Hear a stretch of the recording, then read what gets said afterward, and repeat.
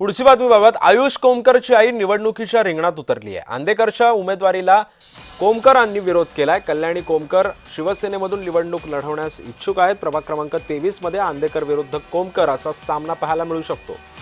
कल्याणी कोमकर यांच्याशी बातचीत केली आमचे प्रतिनिधी रोहन कदम यांनी। पुणे महानगरपालिकेच्या निवडणुकींचा बिगुल वाजलाय। सगळ्यांची उमेदवारी मिळवण्याची घाई सुरू आहे।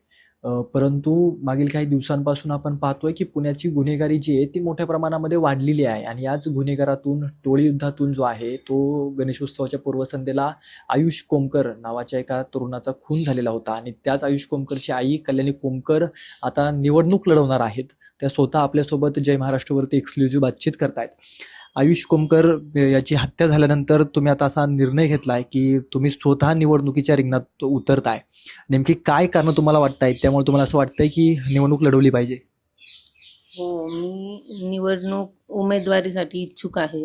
मी फक्त फॉर्म भरलाय, अजून तर काही फिक्स नाहीये। तर अशी चर्चा आहे की आंदेकरांविरुद्ध कोमकर असं काहीच नाहीये, मी त्यांच्यासाठी लढतच नाहीये।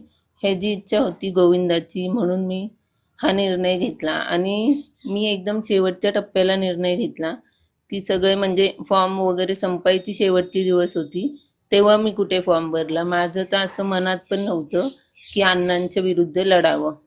नेमकी निवडणूक ते लढतायत का, आणि लढली तर कोणत्या पक्षातून ते निवडणूक लढतायत, आणि आंदेकर कुटुंबातील देखील कोणते सदस्य निवडणूक लढवतायत, आणि जर का त्यांनी देखील लढली तर आंदेकर विरुद्ध कोमकर असा सामना पुण्यामध्ये पाहायला मिळणार का, हे देखील तितकंच महत्त्वाचं आहे। कॅमेरा पर्सन दीप मिश्रासह रोहन कदम, जय महाराष्ट्र न्यूज, पुणे।